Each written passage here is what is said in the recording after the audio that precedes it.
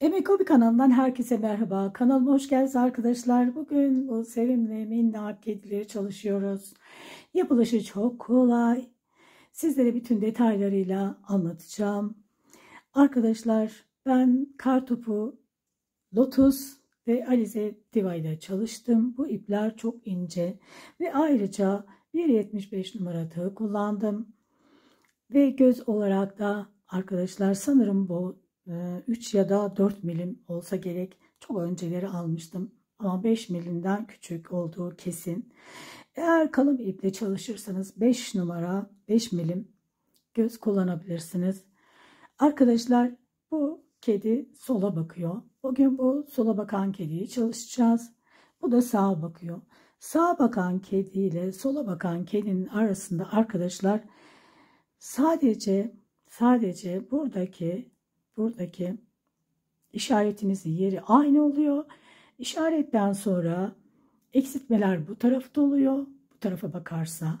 Eğer şayet bu tarafa bakacak kedi çalışacaksak eksiltmeler bu tarafta oluyor. Sağa bak. Önce ayaklarından başlayacağız.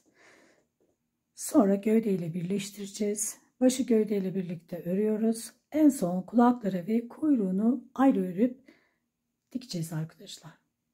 İşaretten sonra bu göz yerlerini kaç sık iğneden sonra belirleyeceğiz. Bu soldakini çalışacağız, göreceğiz. Ama sağdakinde arkadaşlar ben videonun açıklama kısmında orada videoyu tıkladığınız zaman aşağıda açıklama kısmı var. Oradan bakabilirsiniz. Yani kaç sık iğneden sonra göz yerlerini belirliyoruz. Onu videonun açıklama kısmında belirteceğim. Geri tarafı aynı arkadaşlar. Yani hiçbir değişiklik yok. Sadece ufak bir ayrıntı var. Onu da videonun açıklama kısmında sizlere orada belirteceğim arkadaşlar. Oradan bakabilirsiniz. Şimdiden herkese kolaylıklar diliyorum. Umarım videomu beğenirsiniz. Beğeni ve yorum yaparak bana destek verirseniz bundan mutluluk duyarım. 4 zincir çekelim. Başlangıçta biraz gevşek olsun. İkincisi 3, 4. İkinci zincirden itibaren sık iğne örüyorum. 1, 2. Şu ipi biraz uzun bırakalım. İşaretimi koyacağım. Bakın zincirin bir tarafını ördüm. Diğer tarafı burada görünüyor. Buraya işaretimi koyuyorum. Kırmızı ip yerleştireceğim.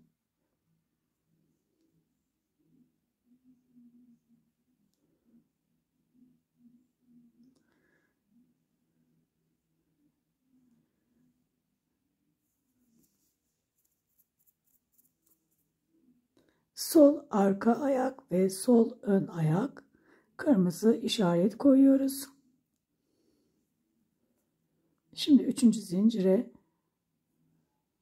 zincire 3 defa batıyorum. Artırmış oluyorum. Şu ipi üstten atıyorum. Bunu biraz sıkılaştıracağım. Kendime doğru biraz çektim. Şimdi zincirin diğer tarafını örüyorum. 1,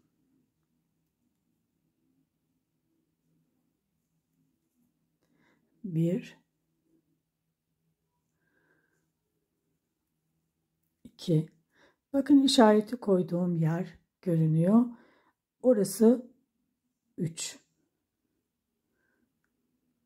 2 tane sık iğne ördüm ve üçüncüyü de ördüm. İşaretimi koyuyorum. Şimdi sık iğne örüyorum. Yani ilk sık iğnenin üzerine sık iğne ördüm. Aynı yeri bir daha örüyorum ve artırmış oluyorum. Şimdi sonra yanındaki ilmeklere devam ediyorum. 1, 2. Şimdi 2 tane sık iğne ördüm. Üçüncüsünü artırıyorum. Aynı yere çift batarak bir tane ördüm, arttırdım. İkincisini de arttırıyorum.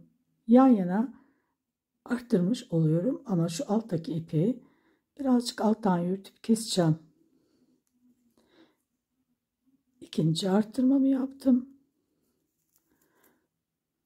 Şimdi normal sık iğne örüyorum. 1 2. Artık arkadaki ipi kesebilirim.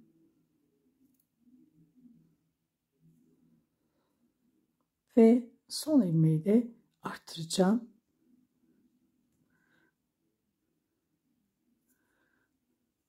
Arttırmayla bu sırayı bitirmiş oluyorum.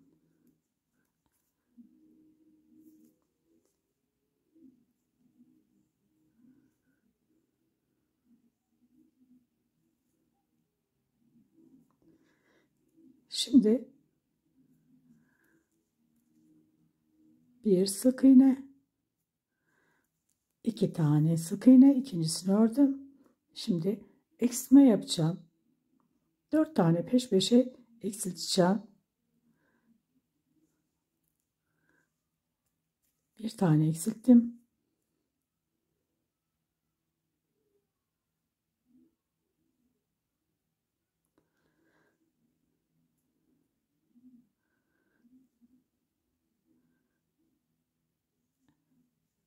İkincisi.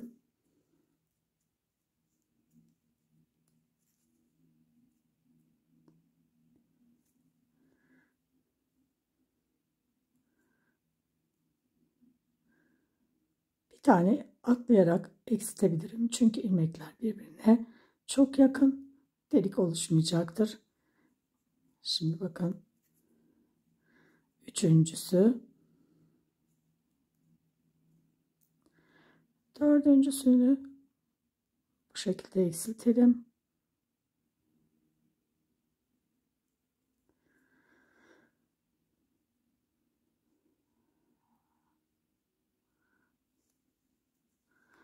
Dört tane eksilttim. Geri 2 tane ilmeğim kaldı. Onu da örüyorum. 2 tane sık iğne. 1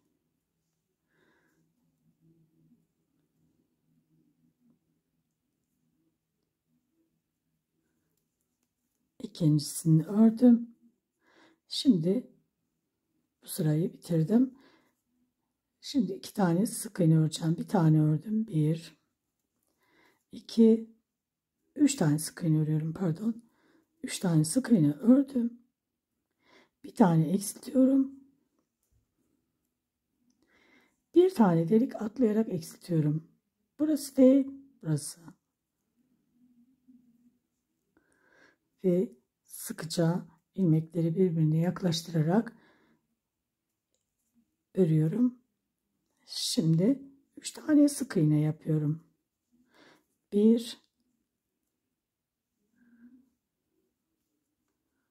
2 3. Toplamda başka şimdi eksiltme yapmıyorum. Toplamda 7 tane sık iğnem oldu.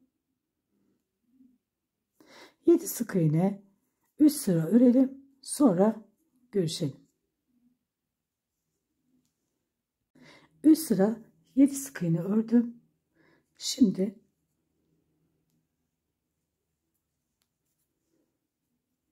bir 2 tane sık iğne örüyorum. 2 3 tane artırıyorum peş peşe. Birinci arttırmam, ikinci arttırmam,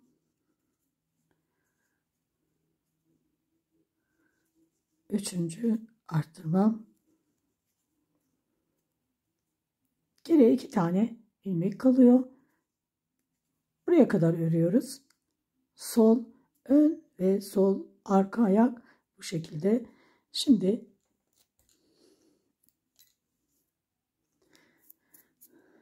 Burada işaretimiz, bakın bacakla birleştireceğimiz işareti ayarlıyoruz. Şimdi bakın bu işaretin hemen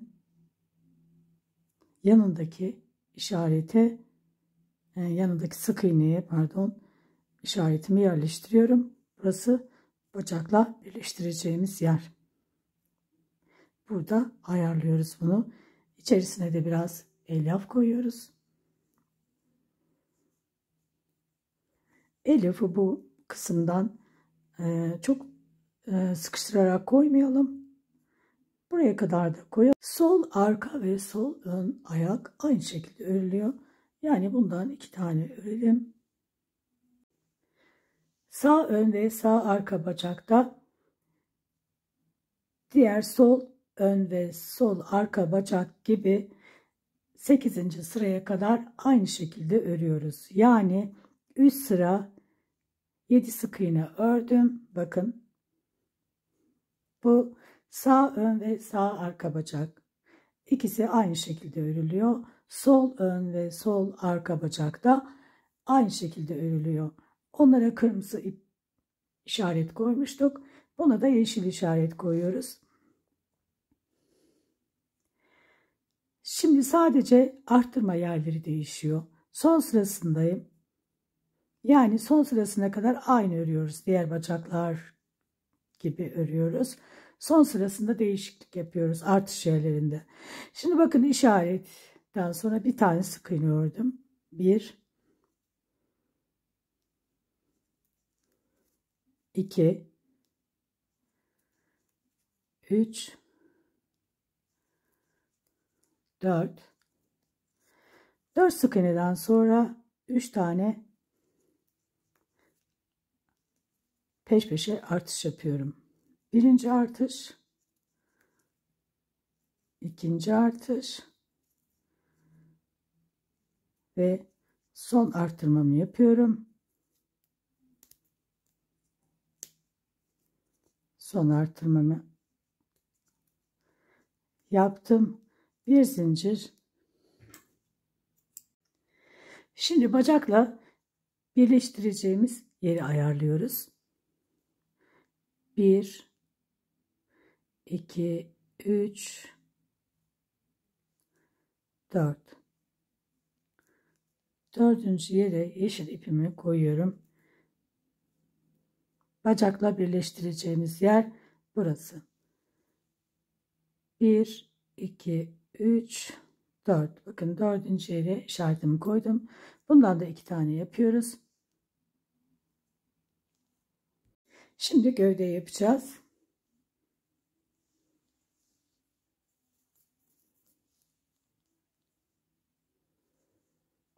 On 15 tane zincir çekelim.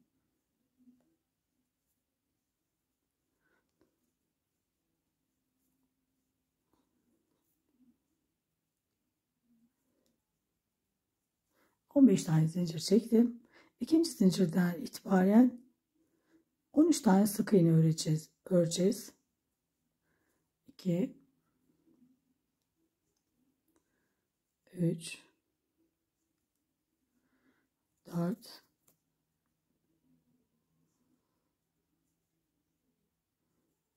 5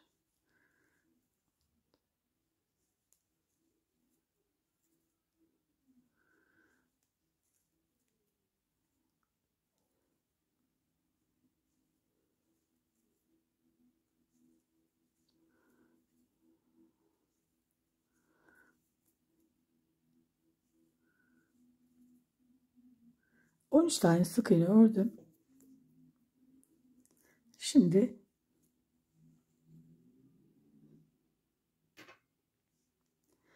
bakın buradaki yine tek olan zincirin tek olan diğer tarafını örmüştük. Bu tarafı ördük. Bu tarafındaki tek olan kısmına işaretimizi yine ayakta olduğu gibi bunda da aynısını yapıyoruz. Bakın buraya yerleştirdim. Şimdi 13 tane sık iğne ördüm. 14.'ye 3 tane sık iğne örüyorum. aynı yere 2 ve üçüncüsünü yine böyle ipin üstünden atıyorum. Kendime doğru bunu çektim. 3 tane aynı yere sık iğne yaptım. Şimdi zincirin diğer tarafını örüyorum. 1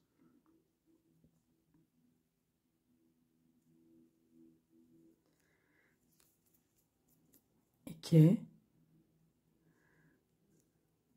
3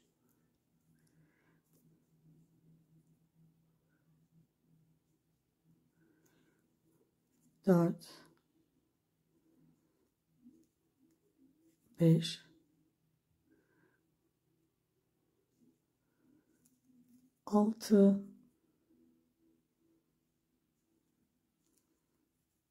7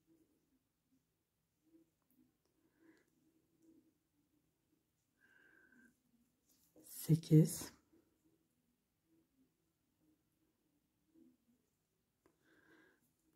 9 10 11 12 13 ve bakın işaretin olduğu yerle 14. oraya batıyorum ama aynı yere 3 tane sık iğne yapacağım. İşaretimizin olduğu yere bir tane ördüm. 2 3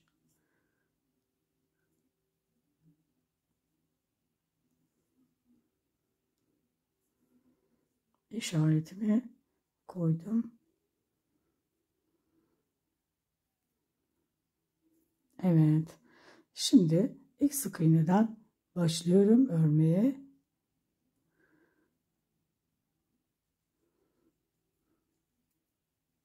1 2 13 tane sık iğne örüyorum. 2 tane şimdi ördüm.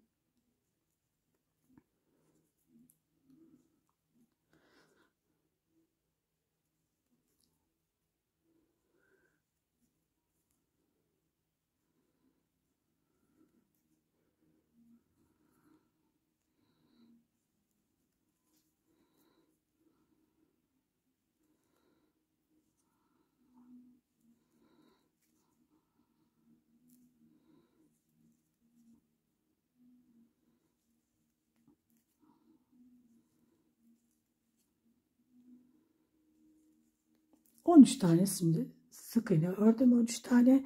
Şimdi 3 tane peş peşe artırıyorum. Birinci artırmam.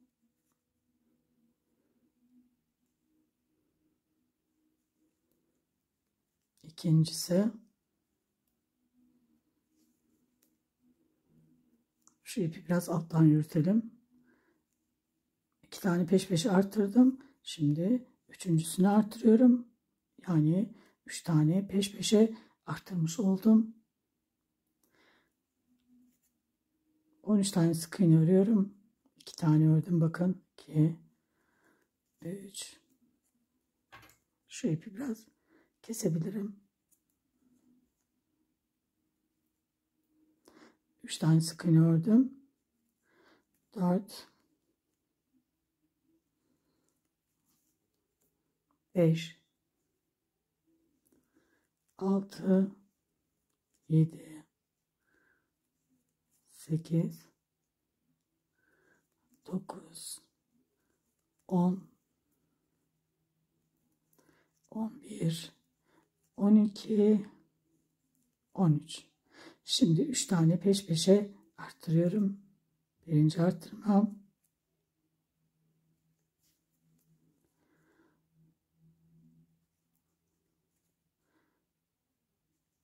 İkinci arttırmam. Ve son arttırmamı yapıyorum. Son arttırmamı yaptım. Şimdi bacakları birleştireceğim. İşaretimiz aynı yerde, değişmiyor.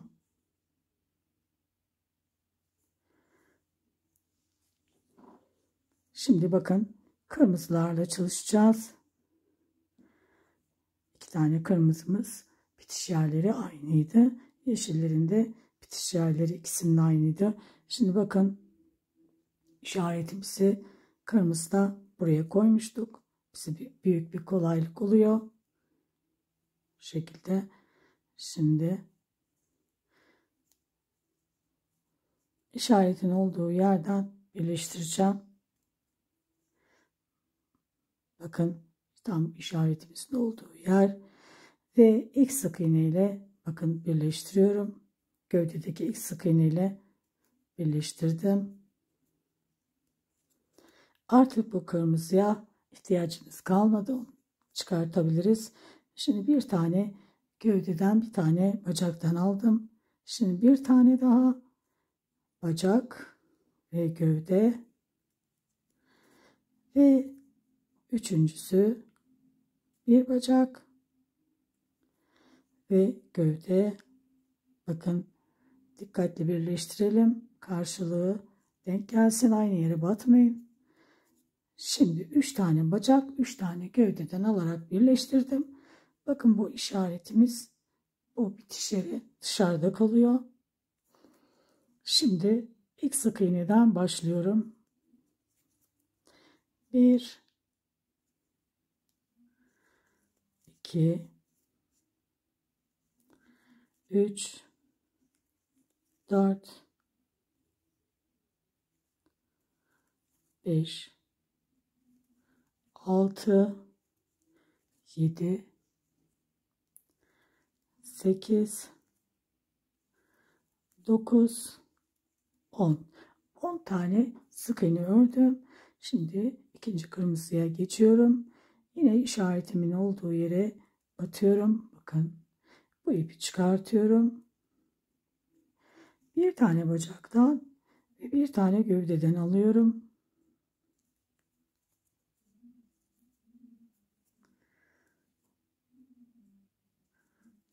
İki ipi birbirine yaklaştırıp örüyorum. Bakayım.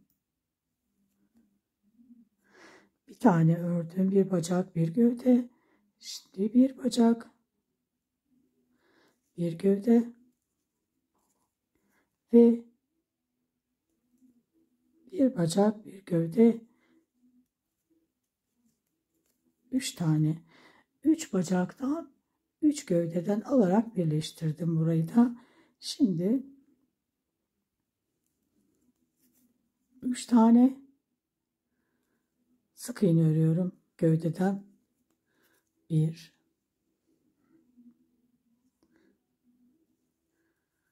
2 3 Ön bacak arası ve arka bacak arası 3 tane sık iğne olacak.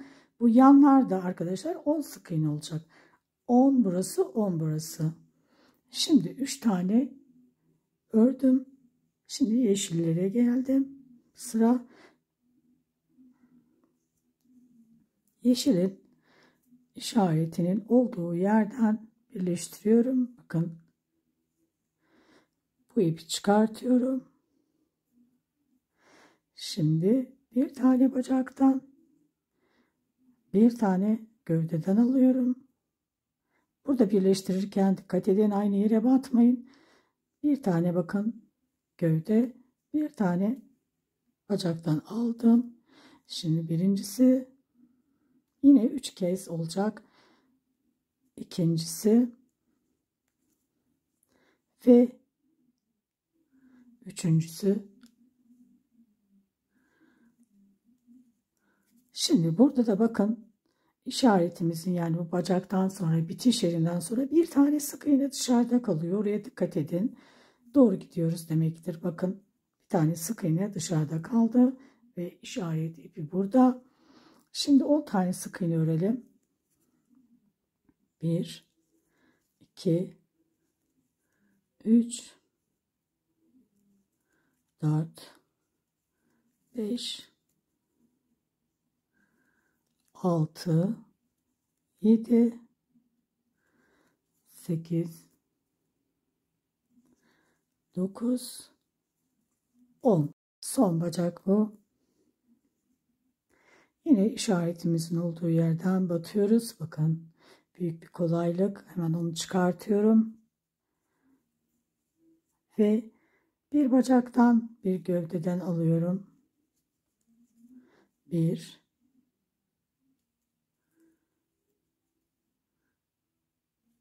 bacak, bir gövde. İkincisi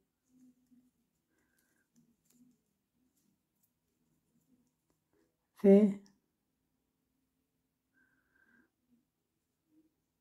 bir bacak, bir gövde, üçüncüsü. Yani 3 bacaktan 3 gövdeden aldım. Bakın bu yeşillerde dikkat ediyoruz. Bir tane ilmek dışarıda kalıyor bu işaretten sonra. Şimdi arka bacaklar arası ve ön bacaklar arası 3 sık iğne. Şimdi bir tane ördüm. 1 2 ve 3 tane sık iğne ile bakın bu sırayı bitirdim.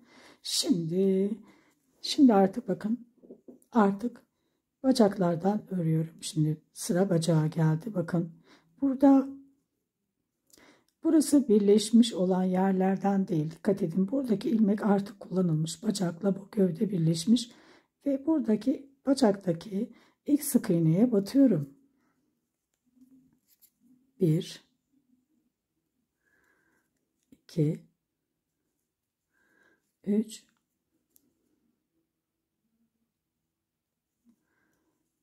4 5 6 7 7 tane bacaktan ördüm. Şimdi bu ipleri alttan yürütelim. Şimdi gövdeye geldi sıra. Bakın gövdedeki ilk sık iğneye batıyorum. Şu ipi biraz alttan yürütüyorum. Burayı tekrar göstereyim. Bakın gövde ve ilk sık iğne. İlk sık iğne görüyorsunuz. Burada açık bir şekilde görünüyor. Buradaki ipi alttan yürütelim. Bir tane ördüm. 2 yine 10 tane sık iğne örüyorum.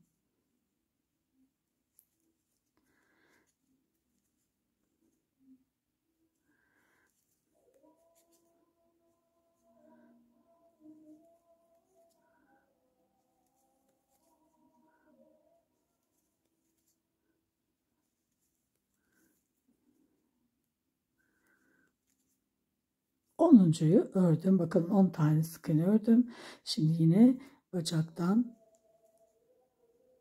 örüyorum. Bakın ilk sık iğne. Hep ilk sık iğnelere batıyoruz. 1 7 tane oluyor hep bacaklar. 2 3 4 5 6 7. Şimdi 7 tane de bacaktan ördüm. Bakın bu işaretimi yine alttan yürütüyorum. Bacak, ön bacak ve arka bacak arası 3 sık iğneyi de görünüyorlar zaten. 3 tane sık iğneyi örüyorum. 1 2 3. Bu ilmekler hep alttan yürüttüm. İplikleri alttan yürüttüm. Şimdi bacak. Bakalım bacakları dikkatlice bakın ilk sık iğne. İlk sık iğne. 1. Diğeri bacakla birleşmiş. Gövdeyle birleşmiş. 1 2 3 4 5 6. Bakın 6. Şimdi burada işaretten sonra bakın burada bir tane ilmeğimiz vardı. Boşlukta kalan. Şimdi 6 tane ördüm. Bu işaretin olduğu yere kadar. Bir tane de bu işaretin olduğu işaretten sonraki sık iğnemiz var. Onu örüyoruz. 7. Bakın 7 oldu. Bacaklar hep 7. Evet. Şimdi 7. Şimdi bu ipi alttan yürütüyorum ve ilk sık iğneye batıyorum yine gövdeden 10 tane sık iğne örüyorum yine. 1 2 3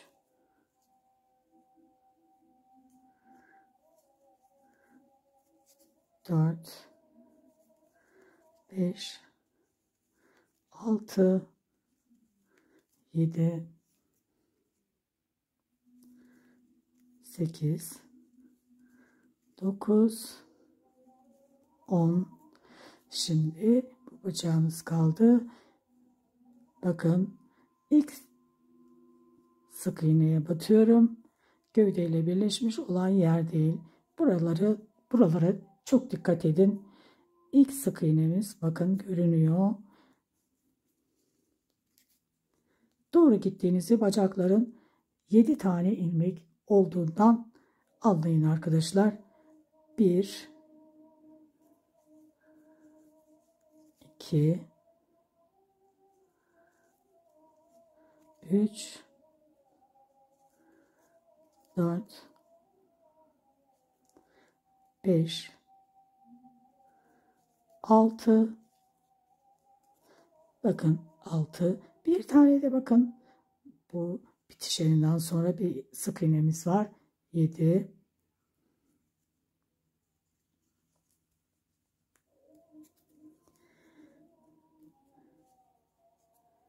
şimdi bacak arası arka ve bacak arası üst sık iğneydi.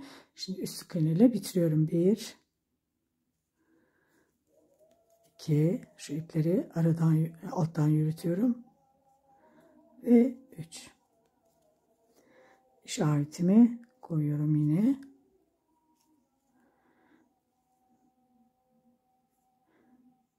Evet. Şimdi arkadaşlar toplamda 54 tane sık iğnemiz oldu. Şu ipleri biraz kısaltalım. Örerken kolaylık olsun. Toplamda 54 tane sık iğne örüyoruz. Her gördüğümüz sık iğneye batıyoruz. Bütün sık iğneleri batıyoruz. Dikkatli yapın. Atlamayın. İlmeklerimiz çoğaldı. 54 tane sık iğne 5 sıra örelim. Şimdi bakın. Bacakları birleştirdik. Şimdi bundan sonra 5 sıra 54 sık iğne örelim. Sonra görüşelim.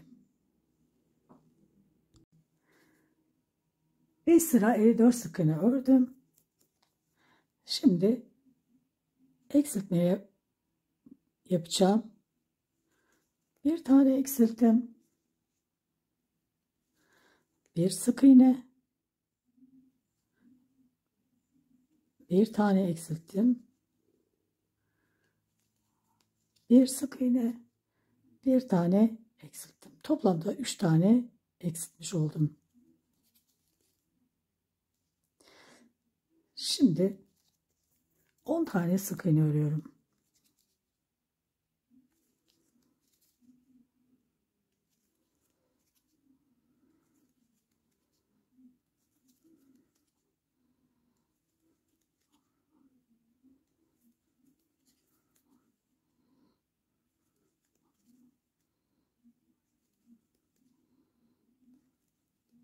On tane sık iğne ördüm. Bir tane eksiltiyorum. 10 sık iğne ördüm. Bir tane eksilttim. 13 sık iğne örüyorum.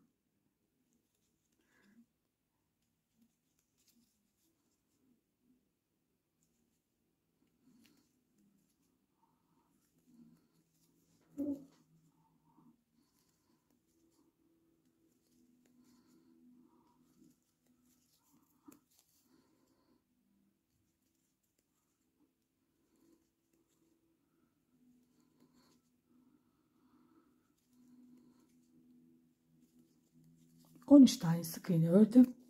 Şimdi bir tane eksiltiyorum. Şimdi 10 tane sık iğne örüyorum. Eksiltmeden sonra.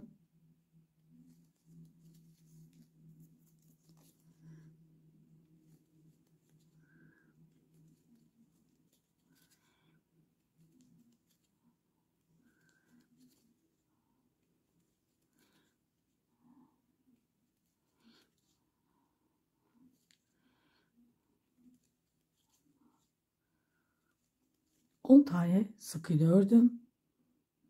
Bir tane eksiltiyorum. Bir sık iğne.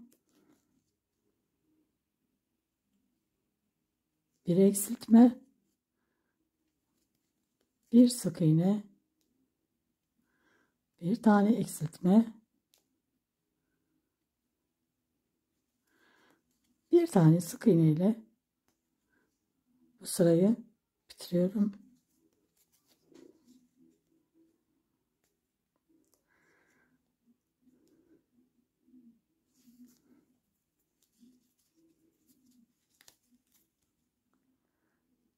Şimdi 3 tane peş peşe eksiltiyorum. 1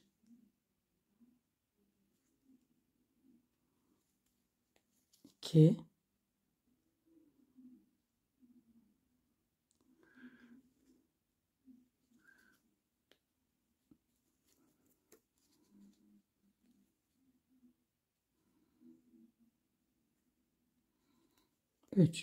3 tane peş peşe eksilttim.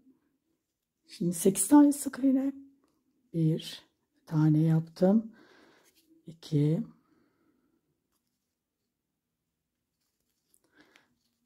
3 4 5 6 7 8 bir tane eksiltiyorum. 8 sık iğne ördüm. Bir tane eksiltiyorum. Şimdi 3 tane sık iğne. 1 2 3 tane sık iğne. Bir tane eksiltme. Şimdi 3 sık iğne tekrar. Bir tane eksiltme. Tekrar 3 tane sık iğne. 1 2 3 bir tane eksiltme. 3 sık iğne, bir eksiltme, 3 kez yaptım.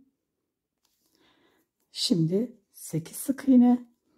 1 2 3 4 5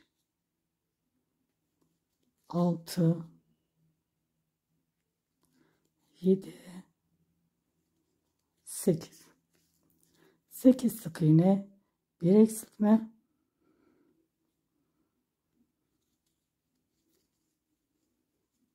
Şimdi 3 tane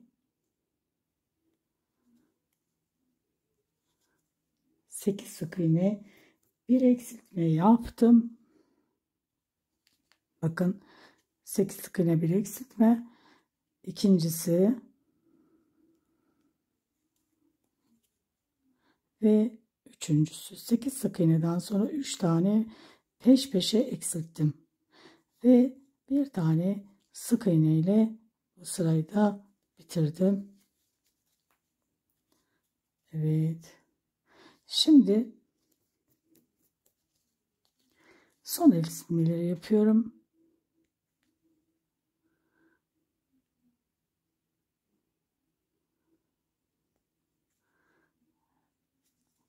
Bir tane eksiltme.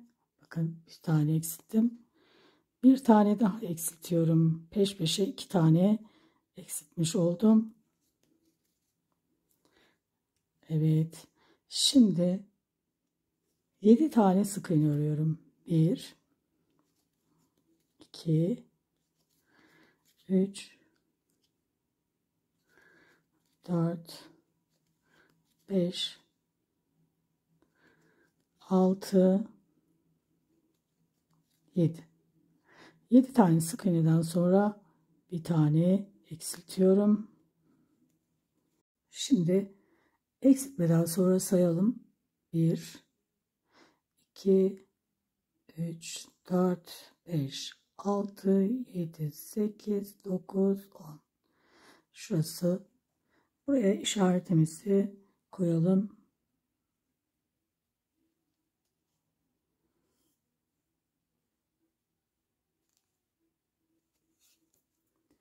İşareti koydum. Şimdi işareti koyduğum yerden eksilteceğim. Hem birleştireceğim. Bakın şöyle yaklaştıralım. Bunu kısa tutalım. Buradan işareti yanından, bak ondan sonraki yerden eksilttim. Ve devam ediyorum. 1, 2, 3,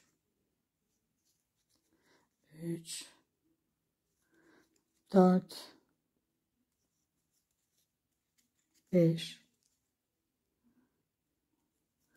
6, 7. Şimdi peş peşe 2 tane eksilteceğim.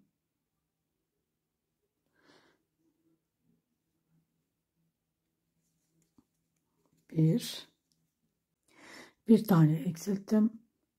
İkincisini eksiltiyorum.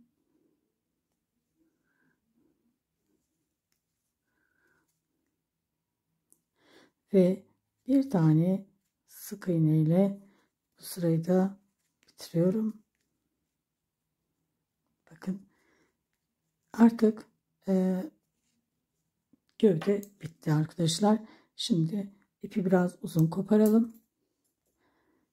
Ve zincir çekmiyorum. Bakın zincir çekerek bitirmedim. Sadece böyle. Şimdi içerisine elyaf koyalım.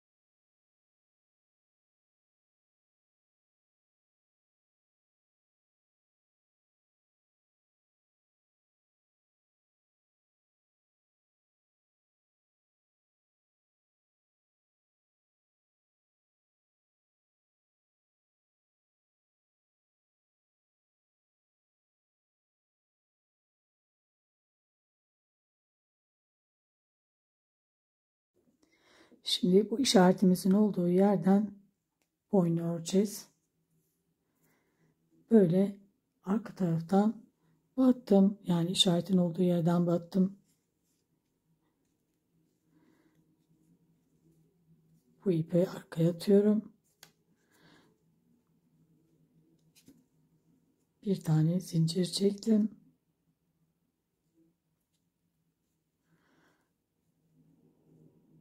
Şimdi ilk sık iğneden batıyorum. Bu ipi biraz alttan yürütüyorum. Bakın. Şimdi buraya işaret koyuyorum. boyundaki işaretimizin yeri burası. Bir tane sık iğne ördüm. Yani işaret koyduğum yeri sayıyorum. İkincisi 3 4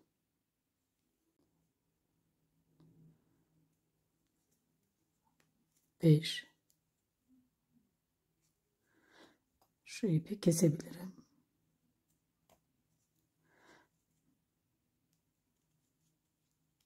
6 7 8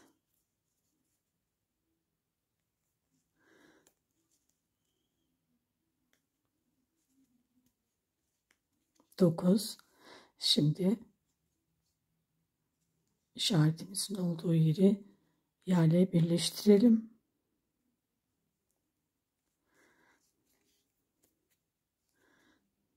Toplamda 9 tane sık iğnemiz oldu.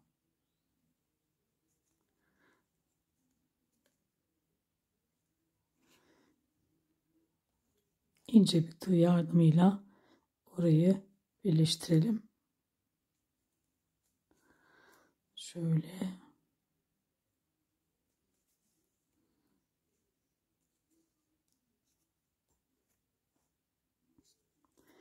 Toplamda 9 tane sık iğnemiz var. Şimdi 2 sıra 9 sık iğne örelim. 1 2 3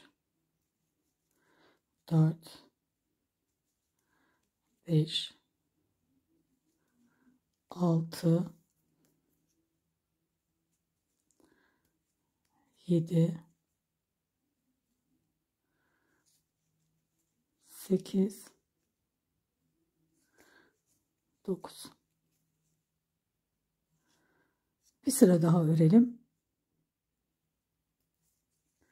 9 sık iğne. Bir sıra daha örelim arkadaşlar. Sonra görüşelim.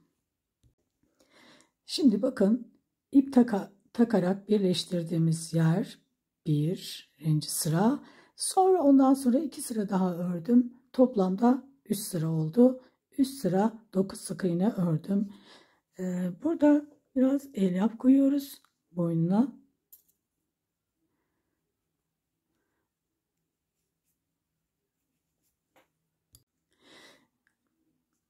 Boyuna biraz elyaf yerleştirdim. Şuradaki çıkıntımız ortaya çıktı. Şimdi 9 kere arttırıyoruz. Her sıraya çift batıyorum. 9 kere.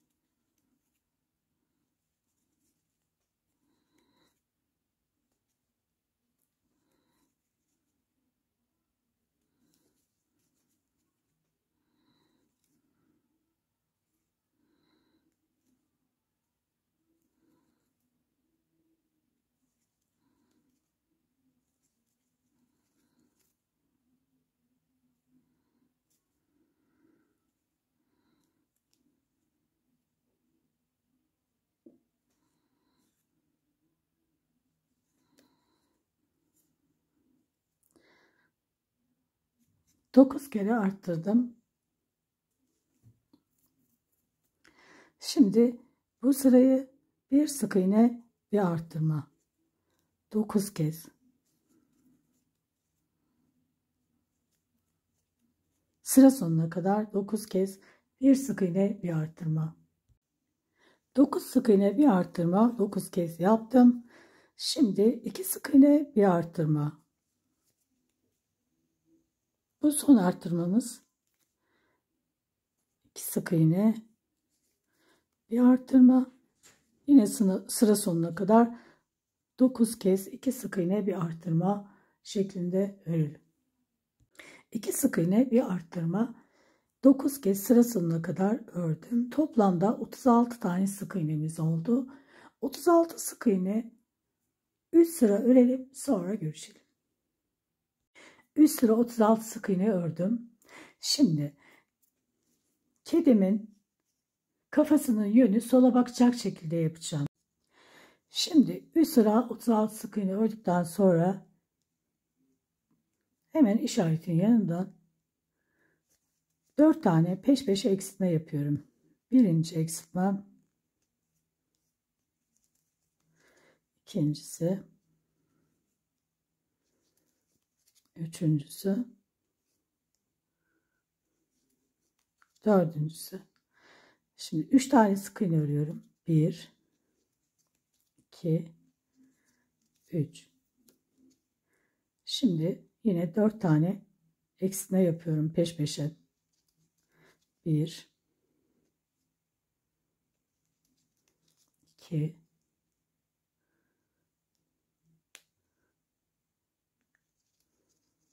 3, 4. Şimdi 17 tane sık iğne örüyorum. 1, 2, 3, 4, 5, 6, 7, 8, 9, 10, 11, 12, 13, 14,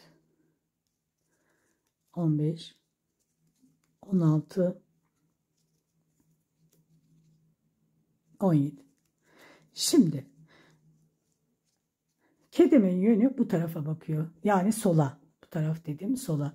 Eğer sağa bakmasını istiyorsam arkadaşlar, lütfen alt yazıyı takip edin.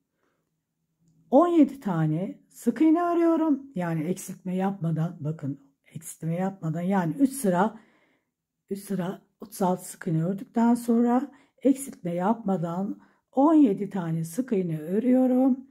Geliyorum bu tarafa. Kedimiz sağa bakacak. 17 sık iğneden sonra 4 sık iğne, 4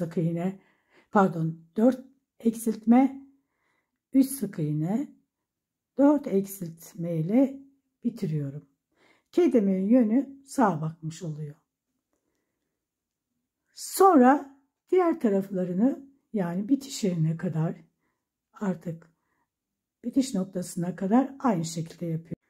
Şimdi 28 sık iğnem oldu toplamda. 28 sık iğne 3 sıra örüyoruz. 3 sıra 28 sık iğne ördüm.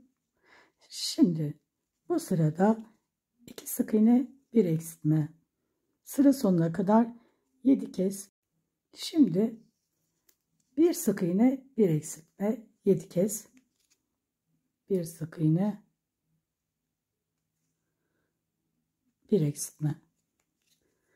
Sıra sonuna kadar 1 sık iğne, 1 eksiltme şeklinde örelim. Şimdi 2 sık iğne, 1 eksiltme yaptım ve içerisine elyaf koydum. Bakın elyaf koyarken biz daha önce bu boyuna doldurmuştuk. Bu kısma elyaf yerleştirmiştik. Elyaf yerleştirmek de çok önemli. Şimdi kafasına elyaf yerleştirdim bu sırada. Yanaklarını doldurdum. Gayet elyaf alacak şekilde doldurdum. Çok iterek doldurmayın arkadaşlar. Şekli bozuluyor. Şimdi bakın şöyle yandan baktığınız zaman gayet güzel görünüyor. Şimdi artık son sırasındayım. Buraya 7 kez atlayarak eksiltiyoruz. Burası değil.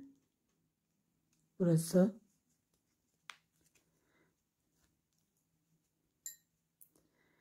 Bir tane eksiltiyorum. Bakın, eksiltirken atlayarak eksiltiyorum.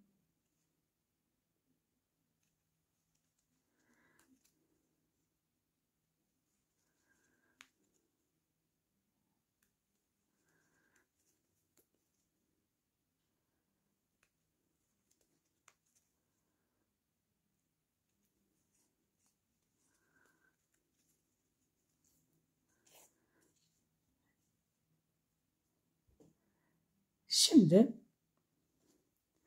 burada da bu kısımlarda bakın boşluk kaldı şimdi. Burayı dolduracağız elyafla.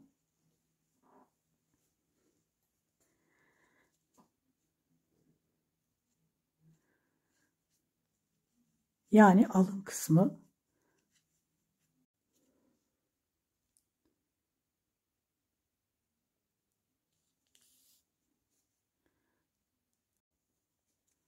Şimdi gözünü işleyeceğiz.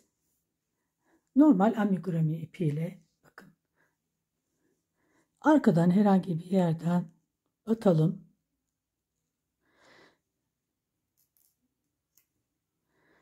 Şimdi göz işleyeceğimiz yer, bakın şurada eksiltme yerimiz var. Eksilttiğimiz bir yer var. Onun hemen yanına bakın şöyle üstüne sağ üst köşesine işaretimi koydum. 1, 2, 3.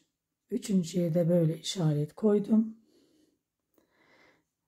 Önce buradaki sağ gözünden başlıyoruz.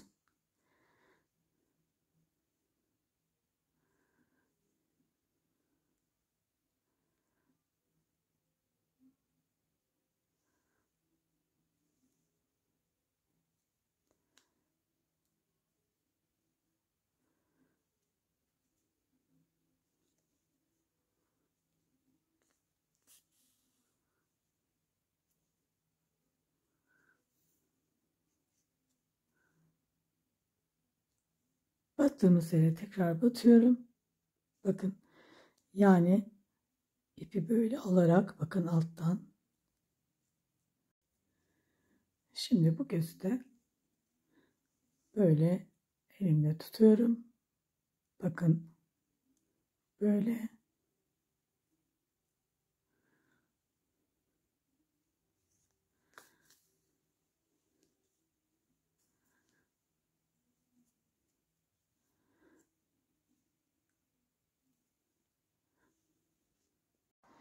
Gözleri de işledikten sonra şimdi yüzüne biraz şekil verelim. Bakın buradaki ipimizi koparmıyoruz. Bu tepesinden yine batıyorum. Burada sayıyorum arkadaşlar. Bakın alttan bir, şöyle 2, şöyle tam şurası.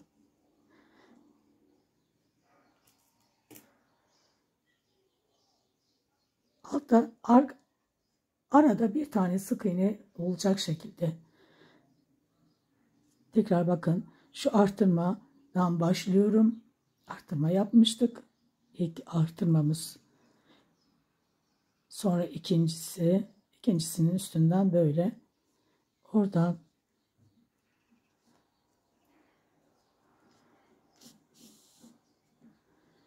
sonra bakın üstten yine aynı yerden çıkıyorum.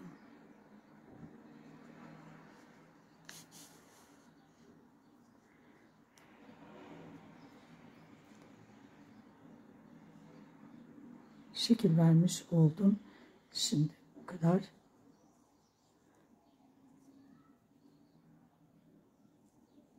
Sonra bu ipimizi bu alt kısımdan çıkartalım. Şuradan iki bacak arasından.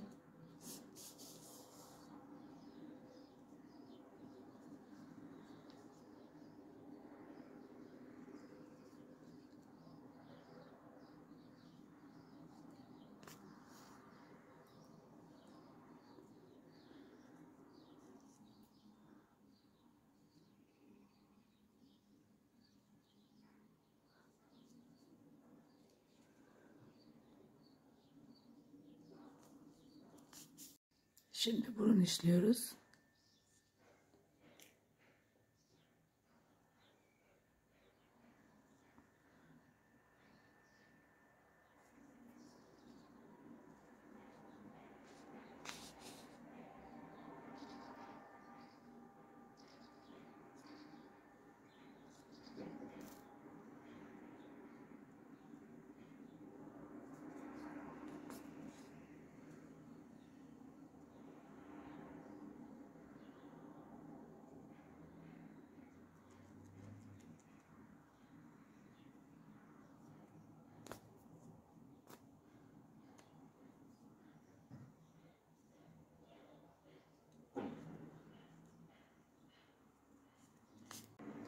Şimdi ipin tek katıyla ağzını işleyeceğiz.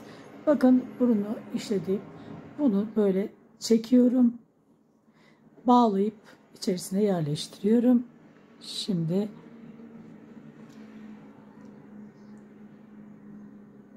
tam böyle ortalayıp burnun orta kısmından düzgün bir şekilde çıkıyorum.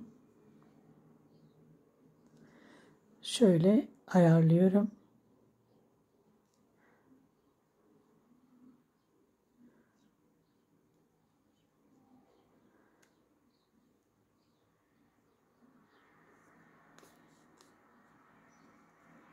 Gözle taksak burun ve ağız yerleri aynı şekilde işleniyor. Aynı yerlere ve aynı şekilde.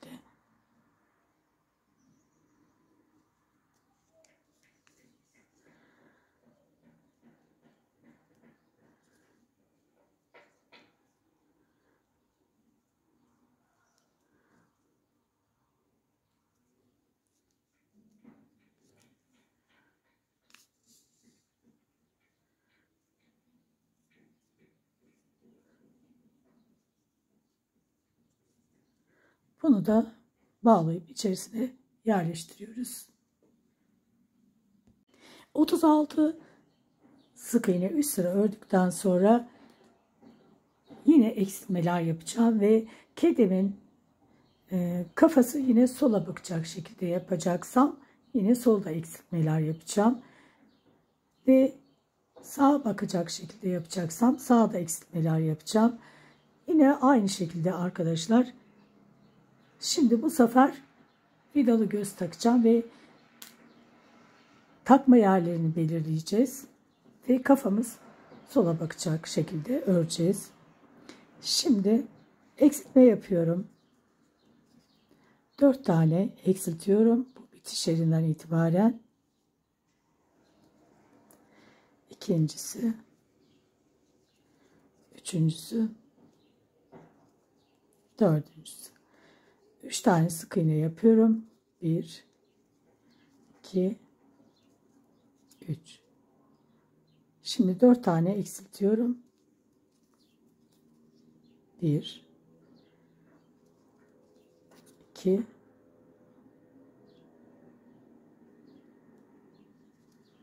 3,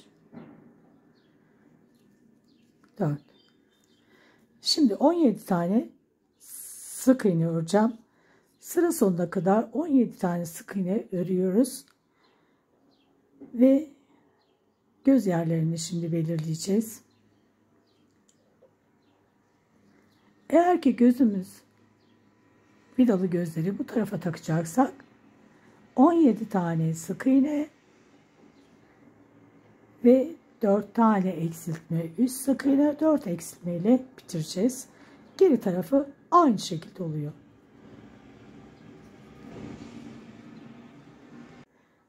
Şimdi 17 tane sık iğne ile bu sırayı bitirdim. Eksiltmelerden sonra. Şimdi 3 tane sık iğne örüyorum. Göz yerlerini belirleyeceğim. 1, 2, 3. 2 tane zincir, bir tane delik atlıyorum. Bir sık iğne atladım ve atladığımı sayıyorum. Bu da sık iğneye dahil. 1, 2, 3. Şimdi 2 tane zincir, yine bir delik atlıyorum, ikincisine batıyorum. Bakın battığımda sayıyorum. 1 2 3 4 5 6 7 8 9 10 11 12 13 14 15 16 17 18 18 19 20. 20 sık iğne ördüm.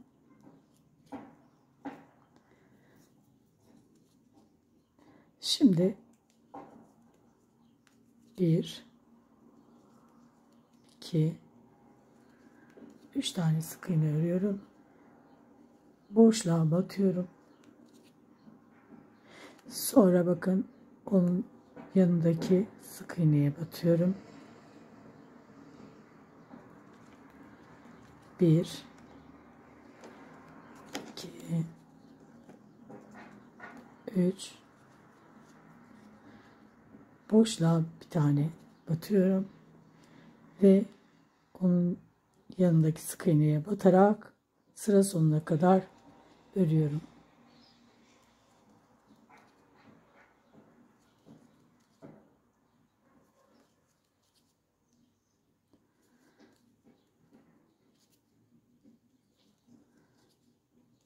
Toplamda 28 tane sık iğnem oldu. 28 sık iğne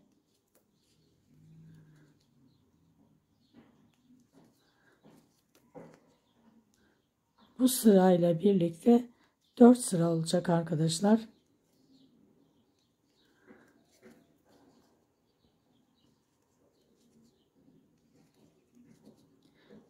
Dört sıra 28 sık iğne öreceğiz. Yani bu sırayla birlikte 4 sıra oluyor. Şimdi bakın boşluklarda göz yerlerimiz buralarda belli. Buralara gözleri bir sıra daha ördükten sonra takalım. Şimdi bakın bir sıra bu boşlukta dahil, bu boşluğa da ördüğümüz dahil 4 sıra olacak. Şimdi bu sırayı ördüm. 1, 2, 3 sıra daha örelim. Sonra görüşelim.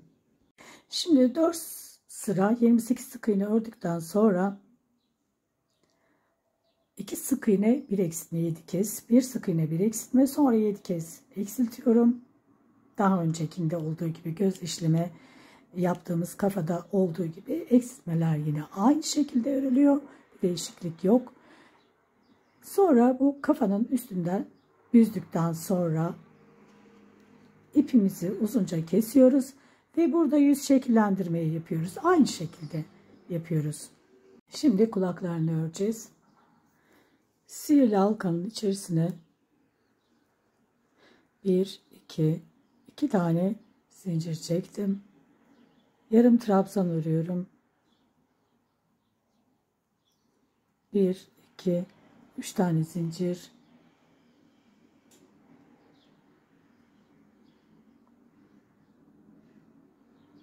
Üçüncü zincire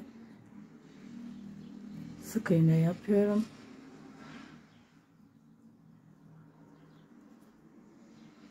DC yapıyorum. Yani tam trabzan. Şimdi yarım trabzan yapıyorum. Bir zincir. Her iki kulağı da aynı şekilde örüyoruz.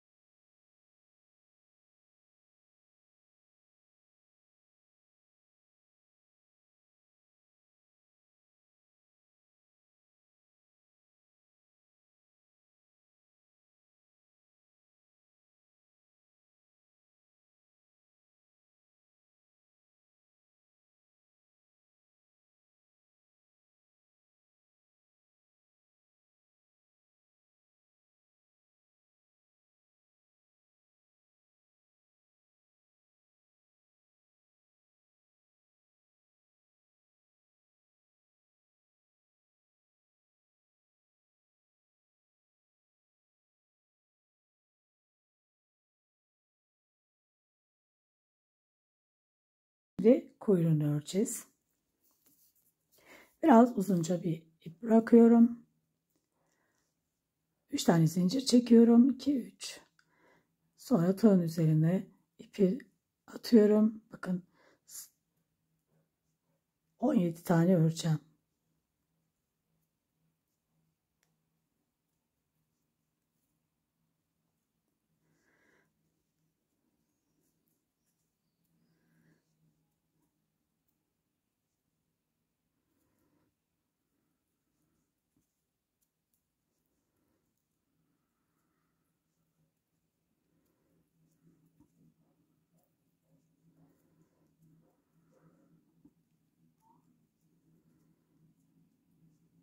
On yedi tane ördüm. Bir tane zincir. Buradaki tek olan ilmekleri alıyorum. Bak. Tek.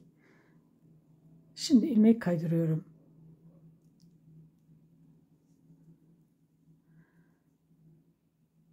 Buradaki dıştaki ilmekten ilmek kaydırarak devam ediyorum. Bu şekilde.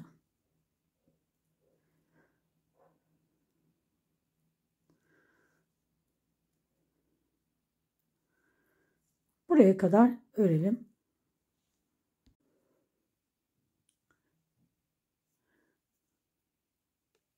Buraya kadar ördüm. Bir tane zincir. Bu kısım kalıyor. Şimdi biraz ip bırakalım. Dikmek için.